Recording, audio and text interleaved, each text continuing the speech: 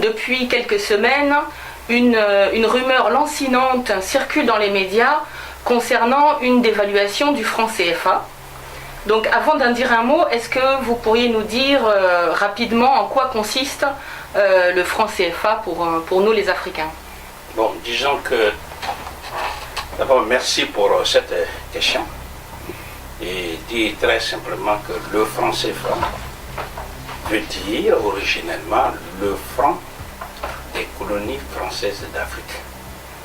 C'est une invention de la France, c'est une propriété à part entière de la France qu'il a inventée le 25 décembre 1945 conformément à l'article 3 du décret 45-01-36. Et depuis 1945 jusqu'à ce jour, cette monnaie coloniale qui est d'essence nazie, elle est utilisée hélas par 15 pays d'Afrique francophone. Et la zone franc a donc ce qu'on appelle des institutions et les 4 principes. Les institutions, c'est la conférence des chefs d'État, l'organe suprême. Il y a ce qu'on appelle le conseil des ministres qui est censé avoir le pouvoir de la politique monétaire, la politique crédit et le pouvoir même de dévaluer ou de réévaluer le franc CFA. Mais désormais c'est remplacé par ce qu'on appelle le comité monétaire qui est censé détenir tous ces pouvoirs, mais dans la réalité, nous savons que c'est la France qui détient tous ces pouvoirs-là.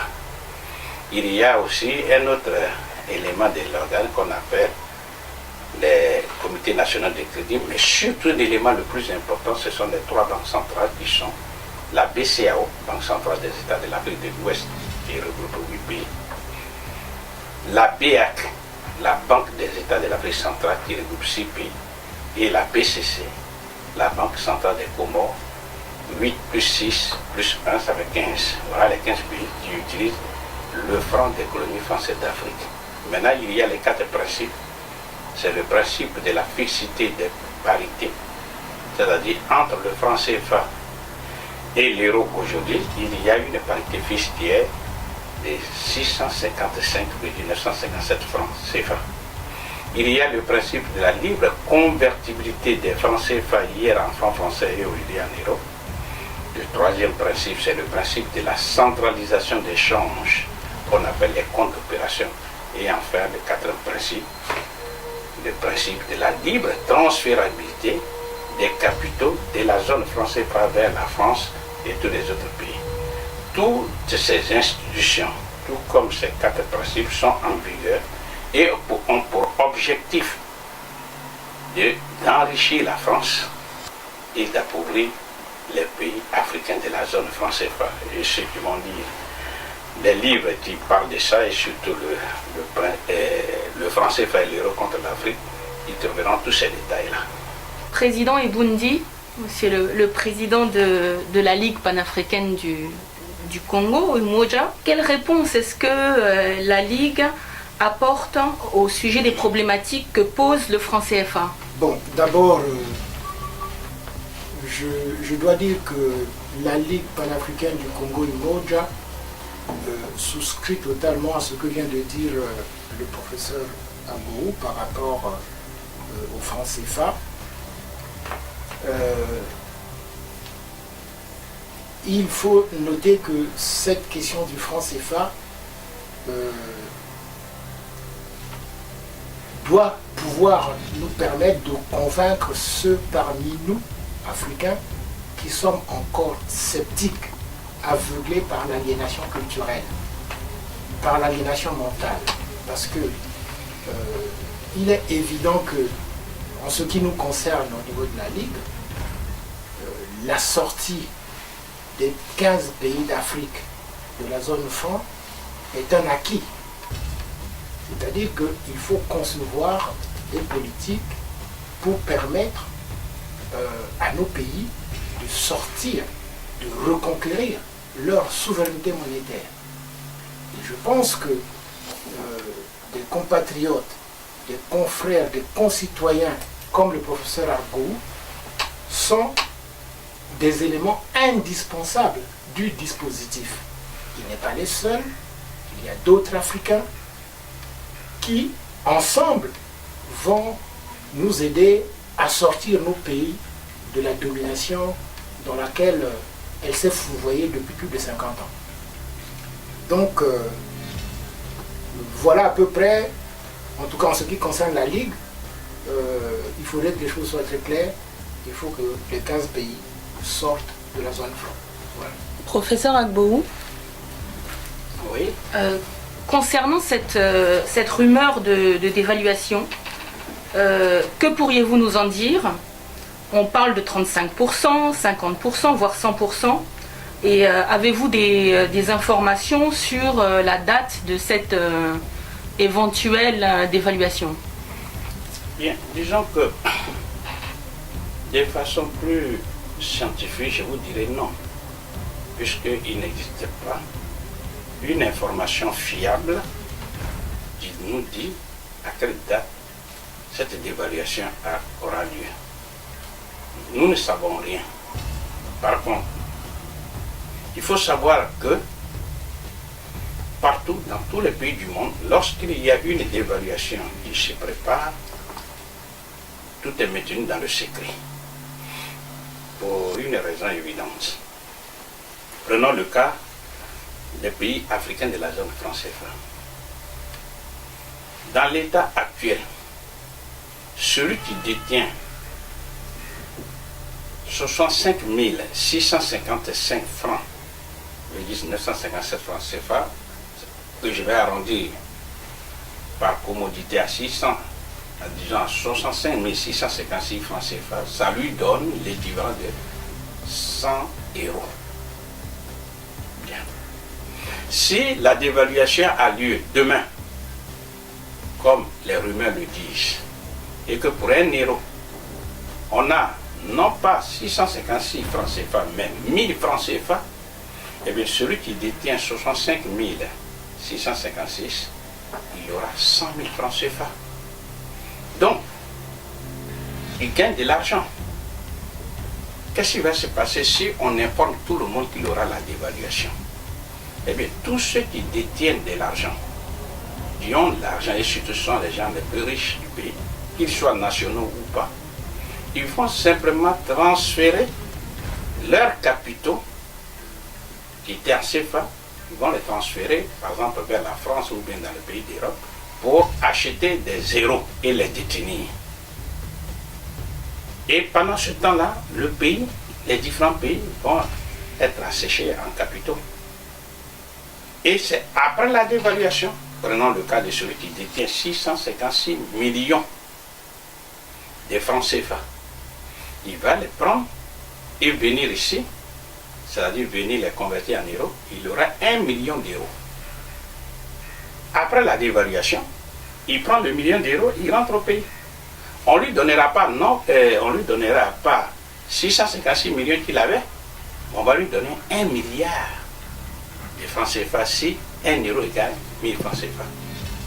Donc vous voyez bien que pour ceux qui détiennent des capitaux, donc ce qu'on appelle les hommes riches de là-bas, il y a une entente parfaite et une collusion entre les Africains qui sont riches et les autres occidentaux, sinon les autres étrangers, notamment les chefs d'entreprise françaises, qui sont là et qui s'entendent, et dans le secret le plus total, sont en train de préparer la dévaluation. Donc on verra bien sûr les conséquences plus tard. C'est pourquoi, pour conclure et vous répondre de façon précise, voilà pourquoi, objectivement, on ne sait pas si la dévaluation aura lieu ou pas. 2, si elle devrait avoir lieu, on ne sait pas la date. Mais il est de notre devoir de dire simplement quelles seraient les conséquences si cette dévaluation arrivait à se faire. Monsieur Eboundi, quelle réponse politique la Ligue panafricaine du Congo Umoja peut proposer aux Africains en cas de dévaluation du franc CFA? Bon, vous dites bien réponse politique, donc je ne rentre pas dans les mécanismes techniques que les économistes vont mettre en place. Mais d'un point de vue politique, pour nous, on ne va pas inventer grand-chose. C'est-à-dire que le chemin qui va nous aider pour sortir de cette difficulté, c'est l'unité des Africains. Et en premier lieu, l'unité des panafricains. Puisque les panafricains, c'est eux qui veulent cet État fédéral, c'est eux qui veulent construire cette Afrique multinationale unie. Ils doivent être d'abord unis pour pouvoir unir les Africains. Donc, il y a la question de l'unité politique des forces panafricaines, des forces progressistes africaines. Désunis, il est évident, c'est ce que nous sommes aujourd'hui. Tous nos pays sont balkanisés, comme on dit, chacun dans son coin, et chacun dans son coin, nous ne pourrons pas peser. Il est évident que, d'un point de vue politique, la première réponse, c'est l'unité des Africains. Parce que la question de la monnaie n'est pas la seule à nous poser des difficultés.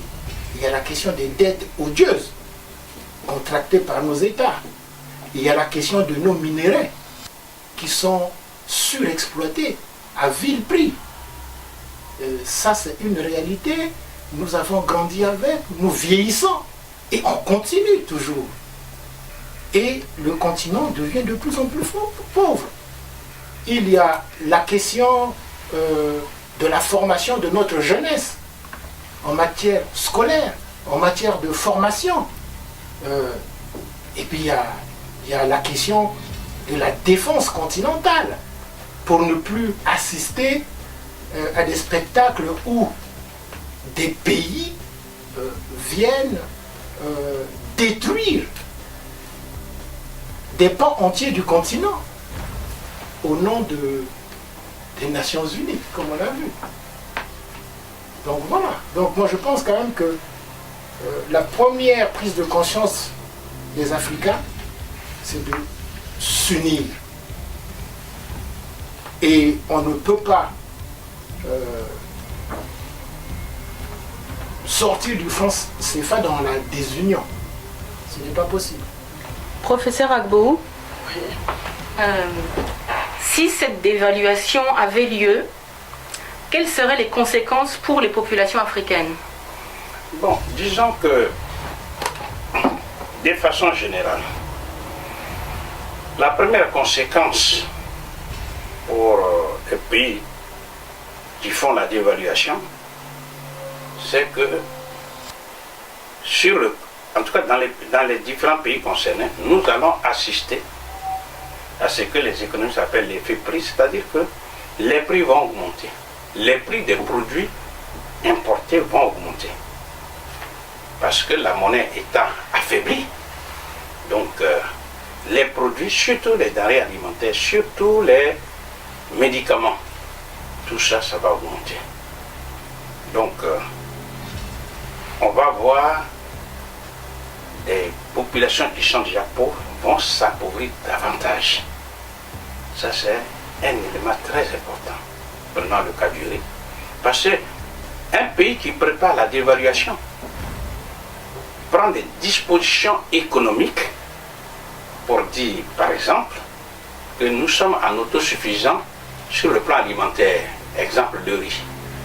Donc, il faut mettre une sorte de protectionnisme sur le riz. Donc, s'il y a la dévaluation, le prix importé du riz va augmenter. Le riz importé sera trop cher. Et comme il sera trop cher, alors, tout naturellement, les populations vont se rabattre sur le riz local.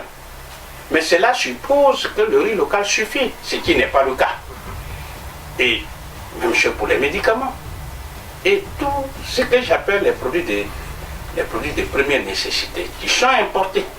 Donc il n'y a pas une modification des structures de l'économie.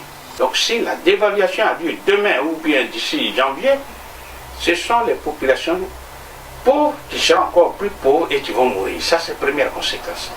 Deuxième conséquence, il y a ce qu'on appelle l'effet quantité ou bien l'effet volume. Les uns et les autres disent il y aura une compétitivité externe, c'est-à-dire que les produits exportés par les Africains vont coûter moins cher et par conséquent, ils vont vendre beaucoup. Ce qui n'est pas, en théorie c'est vrai, mais ce n'est pas tellement exact. Pourquoi? Parce que la demande des produits exportés par les Africains, cette demande est exprimée par les consommateurs, prenons par exemple français ou européens. Pour que leur demande soit forte, ce n'est pas tellement par rapport au prix qui est devenu faible, non. C'est par rapport à leur économie ici. Donc s'il y a une reprise économique poussée, assez dynamique en Occident, alors les Occidentaux peuvent demander plus de matières premières.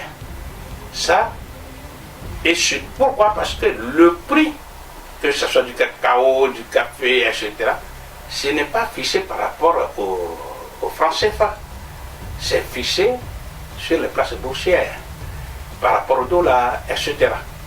Donc la dévaluation du franc CFA n'a pas d'effet immédiat sur le prix des matières premières exportées par les Africains. Donc espérer que ces prix-là seront moins chers et que ça va relancer tout sur l'économie, c'est pas vrai, il faut du temps. Ça c'est, si tu veux dire, la balance commerciale qui s'est creusée avec l'importation et qui serait recouverte par un volume important des recettes d'exportation, ce déficit de la balance commerciale peut s'approfondir. Si tu veux dire que là encore il faut faire beaucoup attention. Troisième conséquence, c'est que avec le temps, car ceux qui font la dévaluation, ce ne sont pas les pays africains qui prennent la décision, ce sont les Européens, pour ne pas dire précisément la France, qui va prendre la décision.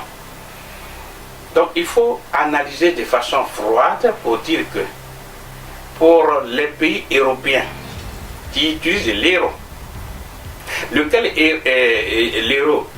euro permet disons, le franc CFA est arrimé à l'euro. Alors qu'est-ce qui va se passer? C'est que pour les Européens qui sont en train de construire les différents pays, et surtout les pays pauvres de l'Europe, eh bien, la dévaluation va constituer ce qu'on appelle une pompe aspirante des matières premières. Je m'explique. Avant la dévaluation de 1994, lorsqu'on se présentait en Afrique avec un franc français, c'était l'équivalent de 50 francs CFA. Ça nous permettait d'acheter un seul ananas, des 50 francs. Après la dévaluation, on présente le même 1 franc, on nous donne 100 francs CFA. Ce qui nous permet d'acheter non plus un seul ananas, mais 2 ananas. L'autre ananas, on le prend gratuitement. Avec l'arrivée de l'euro, qui est une dévaluation déguisée, mais dont les Africains n'ont pas pris conscience, le même Français vient avec non plus 1 franc, mais avec 1 euro. L'euro lui donne 655,957 francs CFA, que j'arrondis à 656 francs CFA.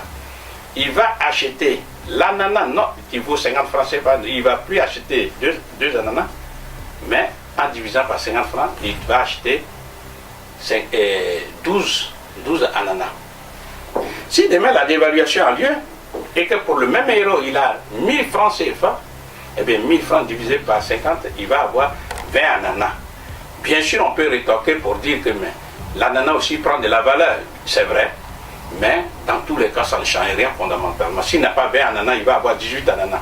Bref, par cette technique monétaire, les Européens se donnent les moyens objectifs pour dépouiller, pour acheter à vil prix les matières premières des Africains. Lesquelles matières premières leur sont indispensables pour reconstruire valablement tous les pays d'Europe. Et parce que l'objectif, c'est qu'il faut unir les Européens. Donc ça, c'est une des conséquences, la pompe aspirante. Et une autre conséquence, c'est qu'on va assister à ce qu'on appelle l'autonomisation de la dette africaine. C'est-à-dire que la dette africaine va augmenter en toute autonomie. Prenons un exemple encore. Si l'Africain a aujourd'hui une dette d'1 euro, il est obligé de payer 656 francs CFA pour éteindre cette dette. Si demain, après la dévaluation, il a toujours une dette d'1 euro, il sera obligé de débourser non plus 656 francs, mais 1000 francs CFA. Et pour qu'on puisse mieux comprendre, imaginons que vous avez une dette de 656 millions de francs CFA, eh bien, pour ça, c'est l'équivalent de 1000 francs, non, 1 million d'euros. Bon. Donc, si vous voulez éteindre une dette d'1 million d'euros, vous déboursez 656 millions. Mais demain, quand l'euro, le dollar, non, le franc CFA sera dévalué, on va débourser encore plus d'argent. Alors que c'est la même dette. Donc, c'est ce qu'on appelle une autonomisation de la dette. Ensuite, un des inconvénients majeurs, c'est que grâce à cette technique, qu'est-ce qui va se passer? Les Africains qui sont toujours enclins à la mendicité financière internationale vont naturellement tomber dans le piège de la dette. C'est-à-dire, nous connaissons ce qu'on appelle l'aide publique au développement, laquelle aide financière est donnée par les bailleurs de fonds et autres. Eh bien, puisqu'il y a une dévaluation du franc CFA, qu'est-ce qui va se passer? Aujourd'hui, avec 1 euro, il va donner une dette qui s'appelle, enfin, dont le montant c'est 656 francs CFA. Mais demain, après la dévaluation, il donne le même euro, mais ça sera une dette de 1000 francs CFA. Vous voyez qu'avec la dévaluation, il endette davantage les pays africains, qui malheureusement n'ont pas encore bien compris ce que c'est l'importance de la souveraineté monétaire, vont encore se faire ils vont tomber davantage dans ce piège monétaire, puisque les bailleurs de fonds ou bien leurs créanciers habituels se donnent des moyens objectifs pour mieux endetter les Africains. Quel est leur intérêt? Parce que quand les Africains seront endettés, alors ils seront tout simplement puissants pour dicter des comportements aux Africains, afin que ces Africains remboursent leurs dettes. En un mot, des techniques élaborées pour pouvoir prendre les matières premières gratuitement. Et une des conséquences, c'est que la France ne fait pas la dévaluation par hasard. Grâce à la dévaluation, la France va faire ce qu'on appelle un désendettement sans douleur vis-à-vis des Africains. Prenons un exemple toujours. On va supposer qu'aujourd'hui, dans les comptes d'opération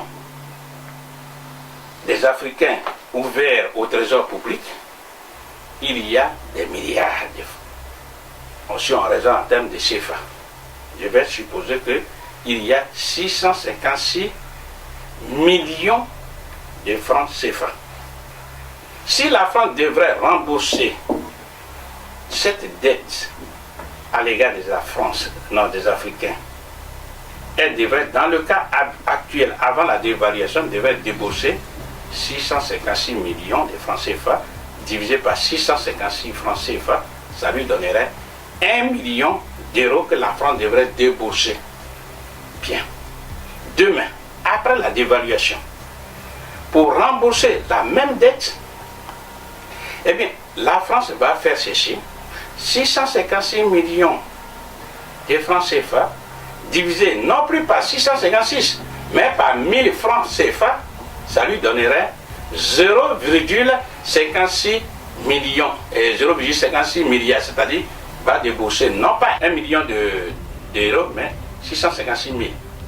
Du coup, sa dette s'est réduite. Donc, c'est une façon élaborée pour la France de diminuer tout simplement sa dette sans faire un effort particulier. Ensuite, il y a d'autres inconvénients, mais on va citer quelques-uns encore. Il y a ce qu'on pourrait appeler des Africains qui ont leurs enfants à l'étranger. Ils envoient de l'argent à leurs enfants qui sont à l'étranger. Mais ceux-là, ils vont voir leur pouvoir d'achat se réduire. Puisque le franc CFA sera dévalué, exemple pour 1 euro, il faut, au lieu de débourser 656 francs CFA comme dans l'état actuel, si demain la dévaluation 1 euro égale 1000 francs CFA, ça veut dire que ceux qui ont leurs enfants à l'étranger seront obligés pour donner à leurs enfants 1 euro, de débourser non pas 656, mais 1000 francs CFA. Donc, pour eux, ça devient une difficulté supplémentaire. Mais il faut aussi reconnaître qu'au niveau des Africains, il y a ce qu'on appelle une politique monétaire et une politique de crédit assez rigoureuse. Pourquoi? Parce que quand il y aura la dévaluation, puisque les prix vont augmenter partout, eh bien, le comportement des dirigeants africains sera de faire en sorte qu'ils maîtrisent l'inflation. Donc, ils ne vont plus faire une politique monétaire laxiste, c'est-à-dire qu'ils ne vont plus permettre de donner des crédits. Parce que s'ils donnent encore plus de crédits, on aura une inflation d'origine monétaire qui va venir s'ajouter à celle qu'on a déjà constatée. Donc la meilleure façon de ne pas donner trop de crédits, c'est d'augmenter le taux d'intérêt.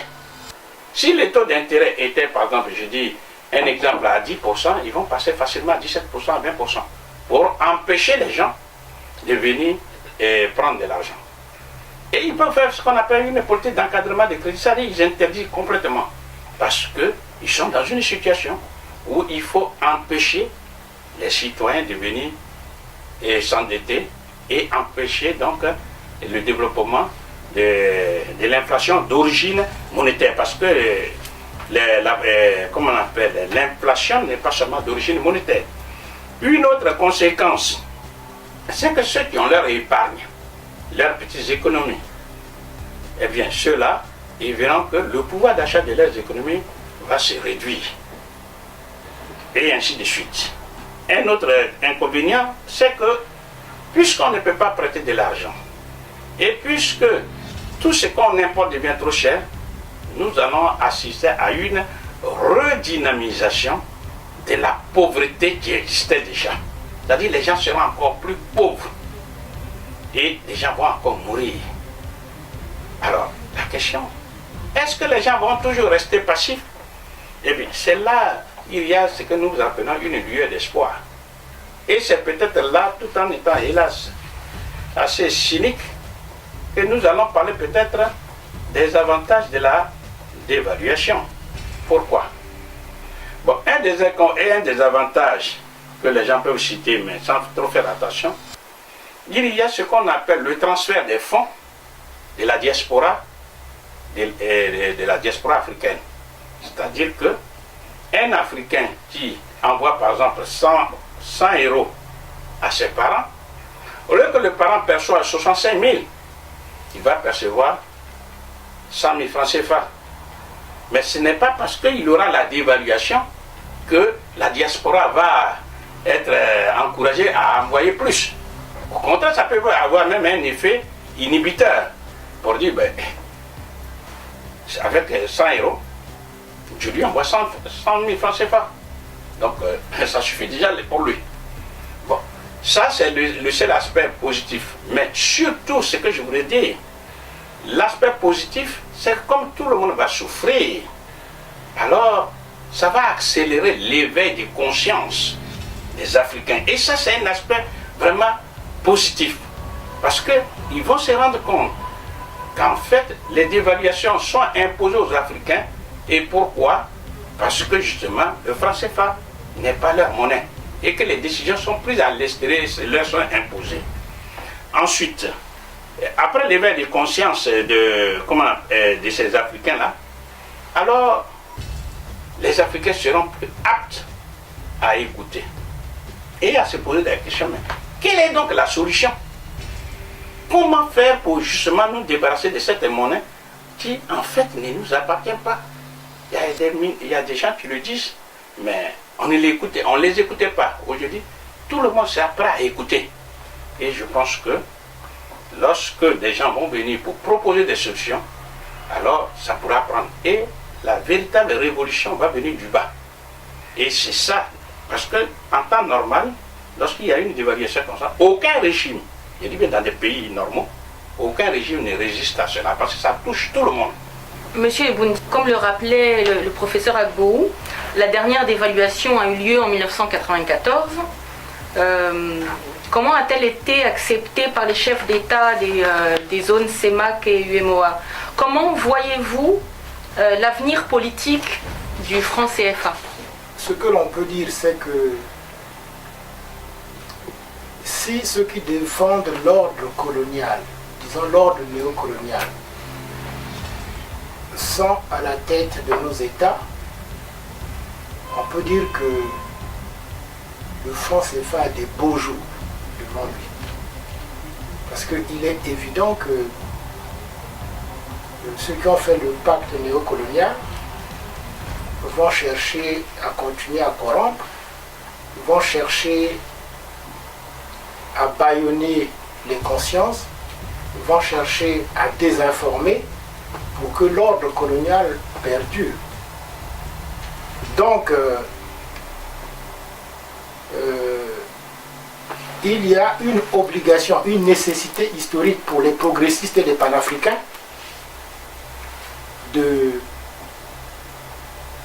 poursuivre le combat de nos aînés en se débarrassant de leurs petits problèmes internes, de leurs égos, de rassembler tout le monde. Il est évident que j'aime bien prendre l'exemple de la fourmi. Un homme devant une fourmi peut écraser une fourmi. Lorsqu'il y a une colonne où il y a des milliers de fourmis qui s'avancent, le même homme qui écrasait une fourmi prend la fuite. N'ose pas affronter parce que les milliers de fourmis qui avancent, moi c'est ce que j'appelle, si vous voulez, il faut éveiller les consciences. Il faut qu'il y ait des millions de consciences africaines qui s'éveillent. Et c'est cette conscience-là qui amènera à sortir de l'ordre néocolonial actuel, notamment dont l'un des exemples est le franc CFA. Donc, en tout cas pour ce qui nous concerne, ça passe par l'unité des forces progressistes et panafricaines. Donc, ce qui va permettre à débarrasser le continent de toutes ces velléités. Professeur Agbo, ok. Le regretté Joseph Tchunjang Puemi, votre devancier et auteur du livre Monnaie, servitude et liberté, n'a pas eu la même fortune que vous en termes d'audience. Qu'est-ce qui explique ce réveil de la jeunesse africaine sur cette question monétaire? Bien, disons que d'abord le procès Joseph Puemi Tchunjang a écrit en 1980. Les moyens de communication n'étaient pas ceux d'aujourd'hui. Aujourd'hui, on a Internet. Donc ça, c'est très important. Deuxièmement, il faut reconnaître que la question même du CFA était méconnue à cette époque, en 1980. Et il était très marginal. Son livre a été méconnu. C'est pas connu par une petite minorité, mais l'élément même le plus important, ce sont les moyens de communication. Ils sont très développés aujourd'hui. Donc, il suffit simplement de faire une conférence, on met sur Internet, et les gens commencent à accéder aux informations. Et ça, c'est très important. Maintenant, il faut aussi ajouter le problème de la pauvreté. Parce que on fait comprendre aux Africains qu'ils ont une monnaie très forte. Une monnaie qui est protégée par la France. Une monnaie qui a ce qu'on pourrait appeler la garantie de la France. Donc, ils sont dans la certitude. Mais que constatent-ils? Ils constatent que leur pauvreté, au lieu de reculer, ne fait que s'aggraver. Donc, il y a de quoi se poser des questions.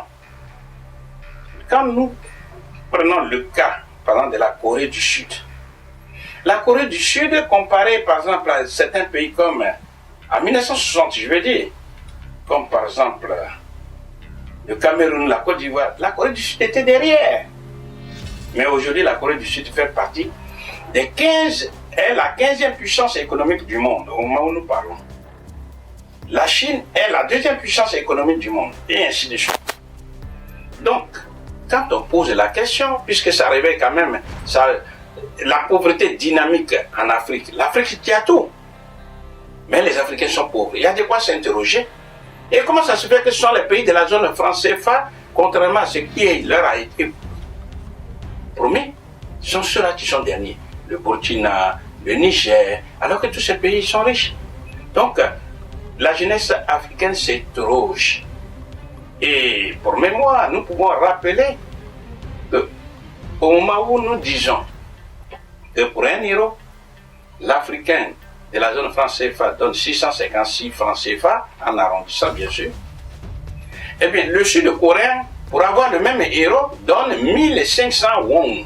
C'est-à-dire, la monnaie de la Corée du Sud, c'est le won.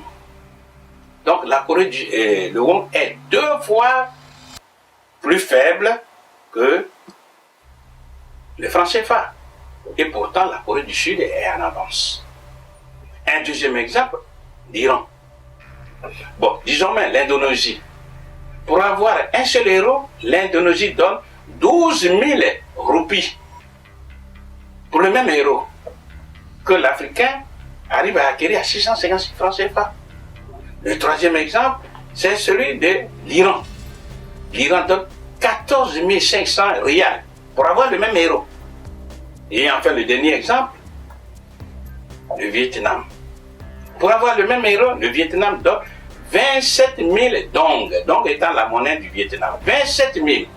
Pourtant, le Vietnam est la deuxième puissance économique, disons, c'est le deuxième pays exportateur mondial du riz. Alors, il y a de quoi s'interroger. Donc les Africains se posent la question, pourquoi le Vietnam, qui a une monnaie 41 fois plus faible que le franc CFA, arrive non seulement à se nourrir, mais à exporter le riz? Et eux qui pensent que c'est en ayant la tutelle monétaire de la France, peuvent se développer, ils sont derniers. C'est toutes ces questions-là. Donc pour me résumer, pour répondre de façon plus simple à votre question. 1. Il y a la pauvreté dynamique, négativement dynamique contre les Africains. Les Africains s'interrogent. 2. Il y a les moyens de communication très puissants qui sont là, que les Africains exploitent. Et enfin, il y a même le problème de la légitimité même des dirigeants africains. Parce qu'on se pose la question, que font donc ces dirigeants?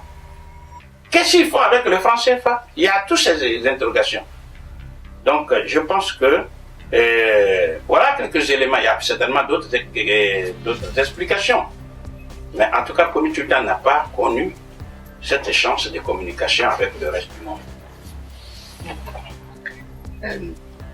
Monsieur Boundi, peut-on espérer que la classe dirigeante actuelle sur le continent puisse rompre avec ce système néocolonial? Dans le contexte actuel, je pense que c'est exclu.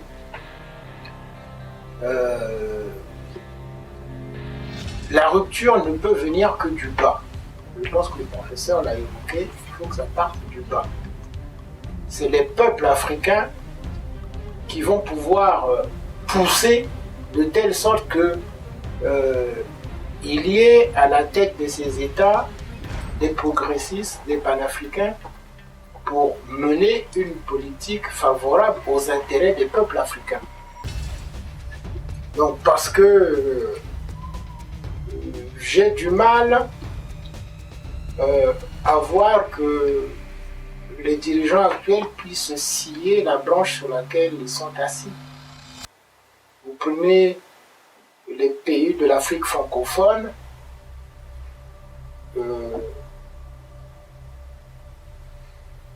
tous les régimes, tous ces dirigeants sont impliqués de manière directe ou indirecte dans une alliance occulte qu'on appelle publiquement la France-Afrique. Il est difficile d'être un suppôt de la France-Afrique et de scier cet arbre-là, c'est pas possible.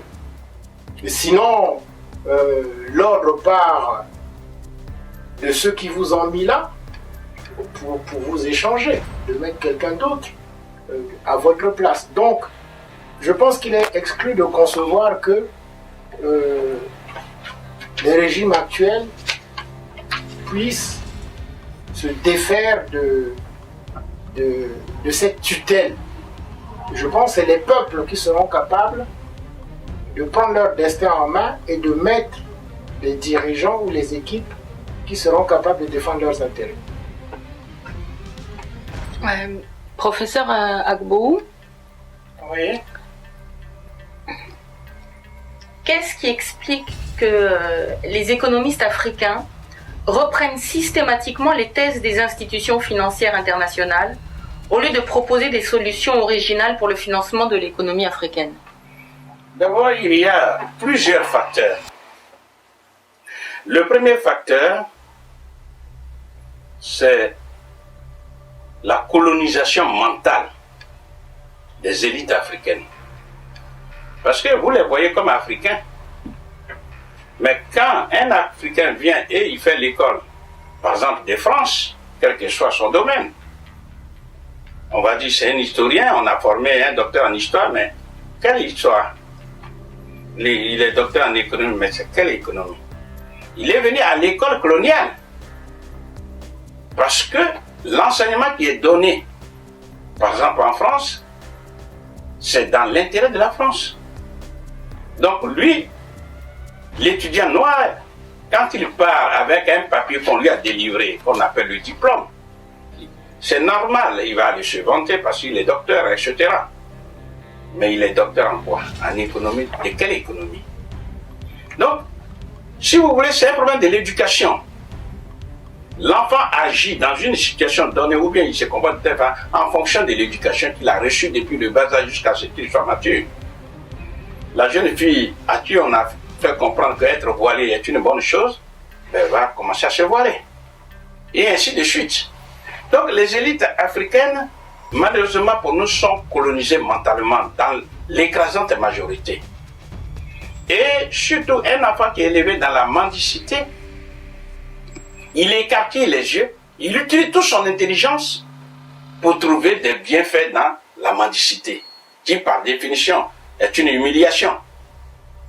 Donc la génération africaine que nous voyons, malheureusement, n'ayant pas eu un autre discours que celui de la soumission, tout naturellement se met dans le sillage, dans les sillons qui sont tracés.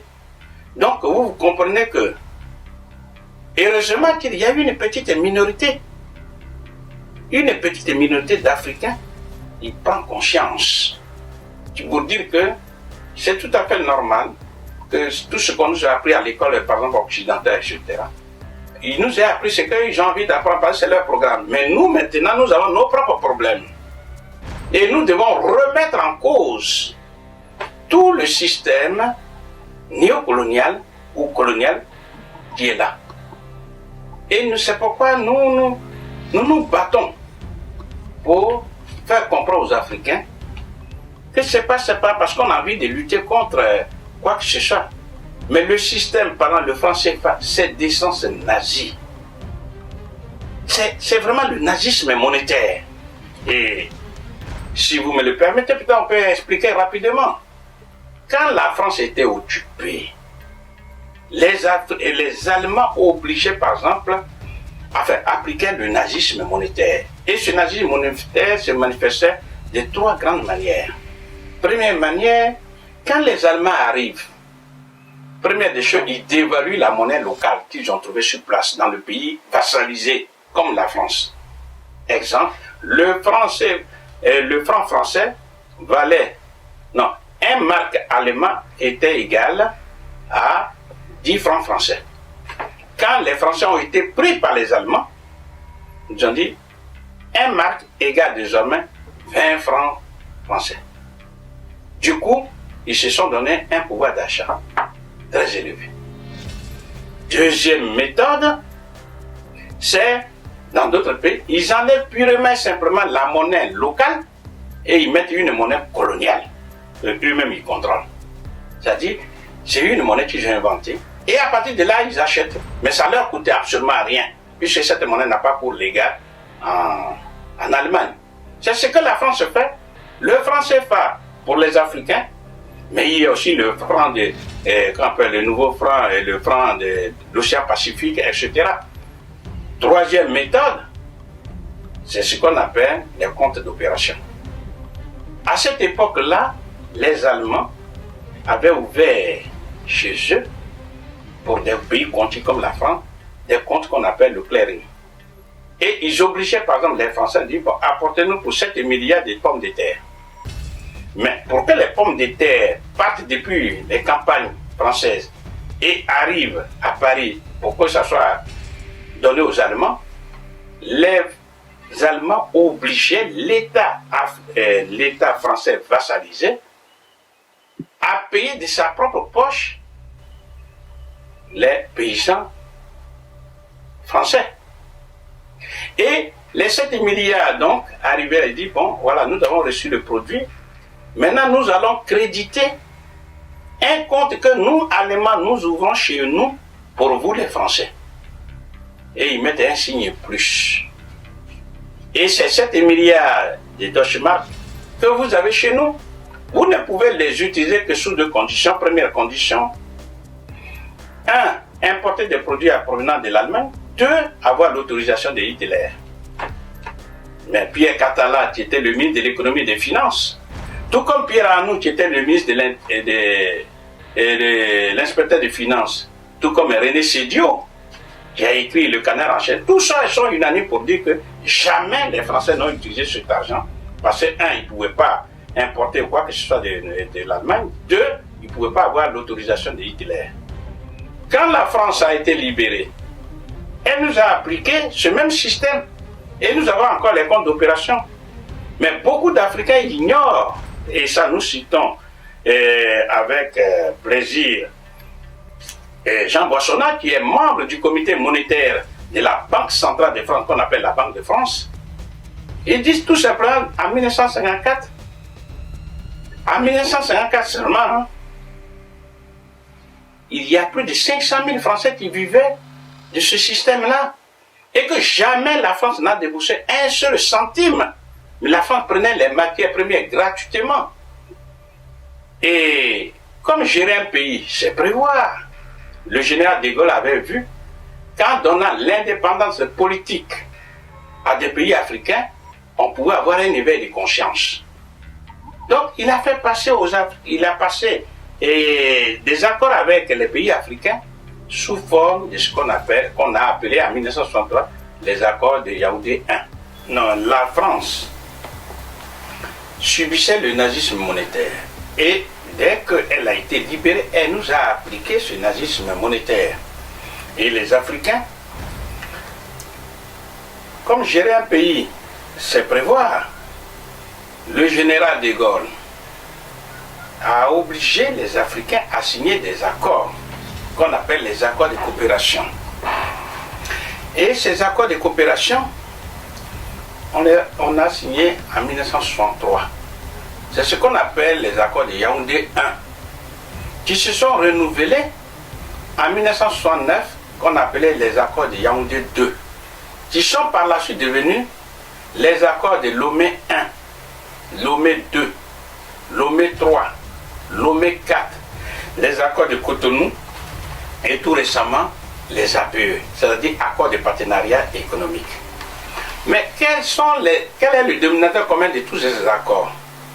C'est qu'on obligeait les Africains à exporter les matières premières brutes de l'Afrique vers la France. Et comme je le dis,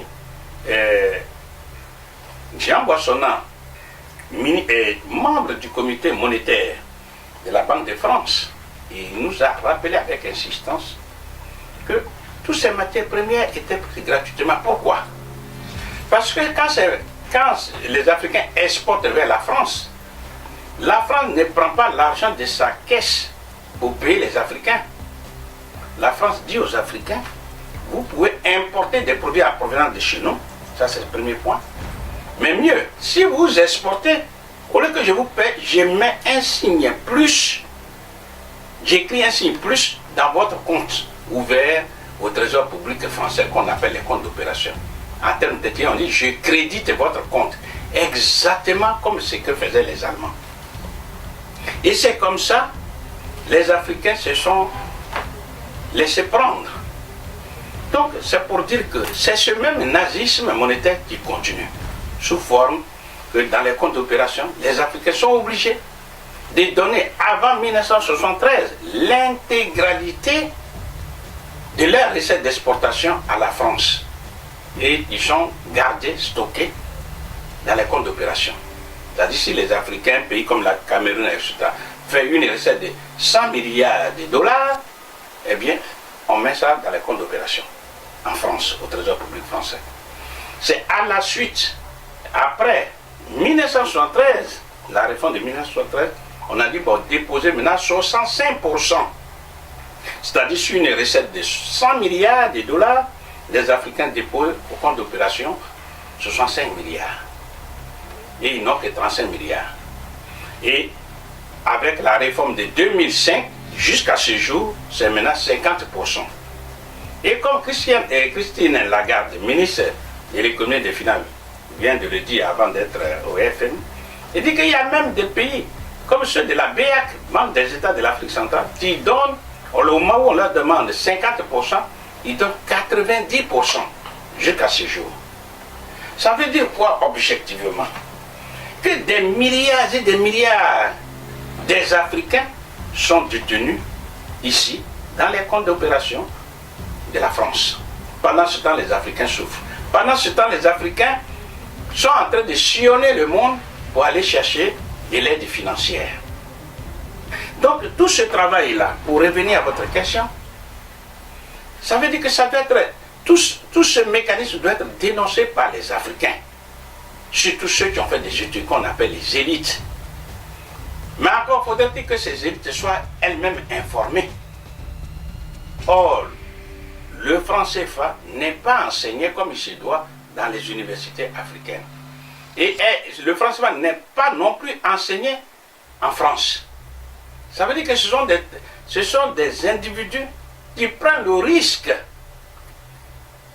d'attaquer ce sujet-là. Car, rappelons-nous, Kwame Choucham, qui a été le premier à écrire en 1980, on l'a trouvé mort dans des circonstances mystérieuses.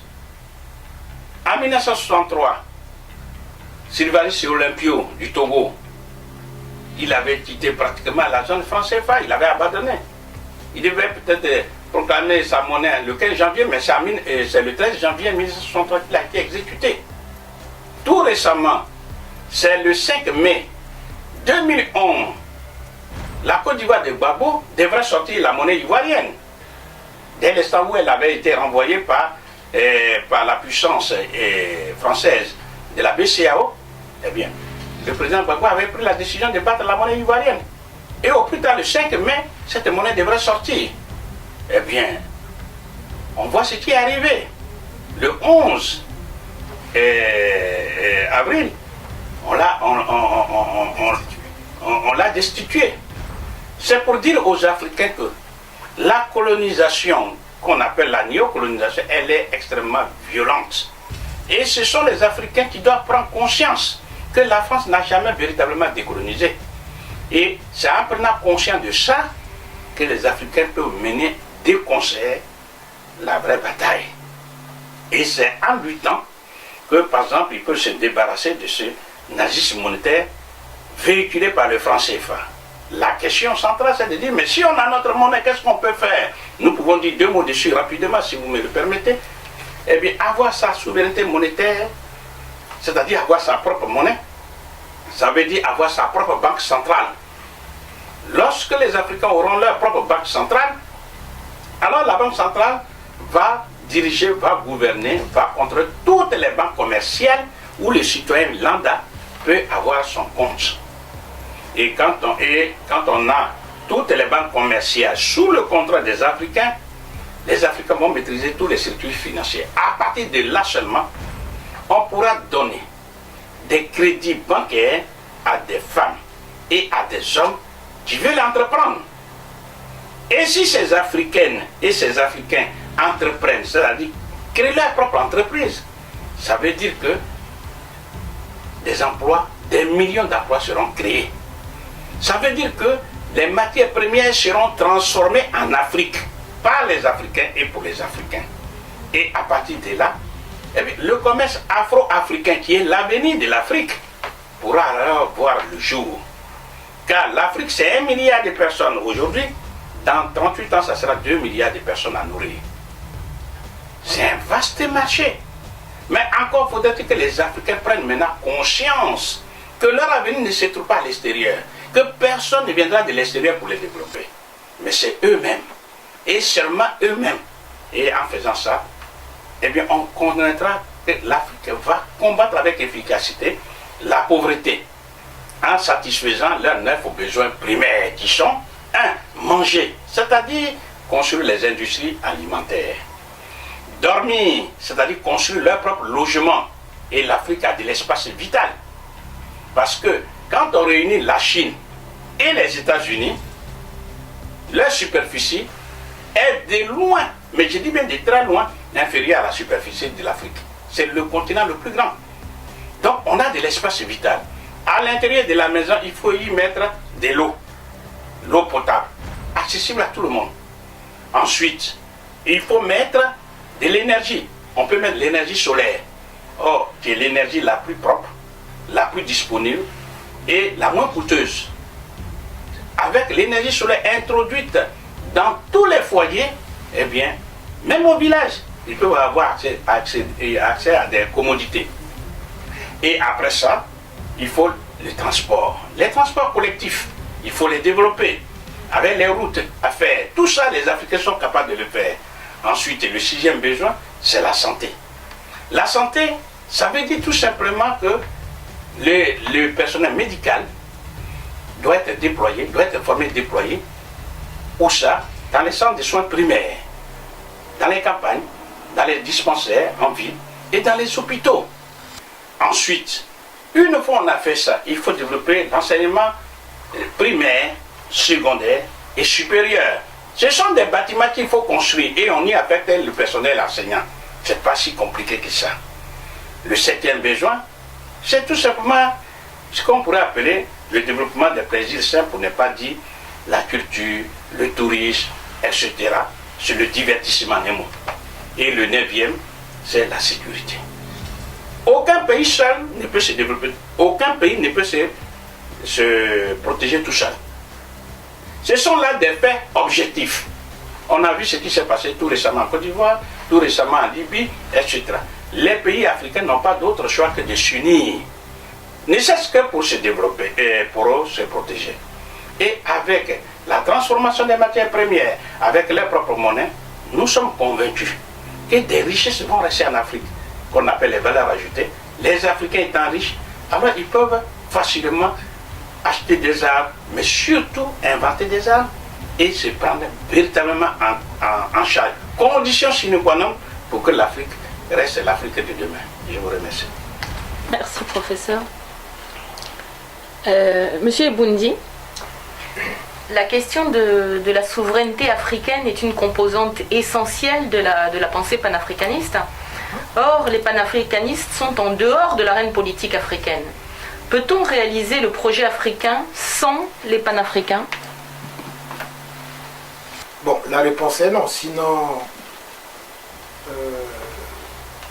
c'est ce qui explique d'ailleurs qu'il n'y ait pas le projet panafricain à l'ordre du jour aujourd'hui sur le continent. On ne peut pas aller construire le panafricanisme sans les panafricains. Comme on ne peut pas faire la révolution sans les révolutionnaires. Donc, en tout cas pour nous, la Ligue panafricaine du Congo-Umoja, nous nous sommes donnés comme mission de convaincre les panafricains, partout où ils sont, dans la diaspora, dans le continent, d'envisager la conquête du pouvoir politique. C'est-à-dire qu'il faut se battre pour conquérir les mairies, pour conquérir la députation, être député à l'Assemblée, le Sénat, créer des formations politiques sur le terrain qui proposent une alternative crédible pour pouvoir gouverner et donc pour réaliser l'idéal panafricain. De notre point de vue, il faut que les panafricains, au-delà de tout ce qu'ils font déjà, ils écrivent, ils créent des pièces, ils font de la peinture, il faudrait en plus qu'ils embrassent aujourd'hui la réalité de la politique locale. Il faut être dans les luttes des syndicats, il faut être dans les luttes estudiantines, il faut être dans les luttes des paysans qui protègent leurs terres. Parce que, bon, les terres sont fertiles, on les vend à vil prix, à des pays étrangers. Il faut être dans tous ces combats-là. Et c'est comme ça que nos populations vont se reconnaître à travers ces enfants qui défendent les intérêts des Africains. Donc moi je pense que pour réaliser le projet de l'unité de l'Afrique, il faudrait que les panafricains se mouillent le maillot. Il n'y a pas 36 solutions. C'est pas en restant en dehors du combat politique traditionnel. Parce que ça sera un combat avec nos frères qui pensent qu'il faut passer par l'Occident pour accéder au pouvoir. Alors que nous pensons qu'il faut passer par le peuple pour accéder au pouvoir.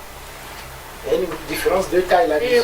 Votre organisation, unique en son genre dans le paysage congolais, car elle assume le projet panafricain comme aucune autre, quelles sont ses perspectives? Bon, les perspectives pour nous, bon, déjà, vous avez dû remarquer que nous rassemblons au-delà des ethnies. Nous ne sommes pas une organisation mono-ethnique ou mono-régionale. Nous sommes pluriethniques et plurinationales d'ailleurs. Donc, les perspectives, déjà, c'est conscientiser le citoyen africain partout où il se trouve, à travers tous les débats que le professeur sur la question de la souveraineté monétaire, sur la question des dettes odieuses, sur la question du contrôle de nos ressources premières, de notre terre, qui aujourd'hui se trouve, parce qu'il y a une recolonisation, il faut appeler les choses telles que, c'est-à-dire que quand on décode ce qui se fait aujourd'hui, il y a une sorte de recolonisation du continent. Donc, il faut amener, par des exemples simples, à montrer à nos concitoyens que voilà ce qui se fait, ce qui se passe. Pourquoi certains de nos frères n'ont pas choisi le bon côté. Donc, pour nous, il faut conscientiser l'individu africain pour que ça devienne une conscience globale de l'homme africain. Et c'est à partir de ce moment-là, je pense que la conquête du pouvoir politique sera plus facile pour chacun de nous. Voilà, je vous remercie.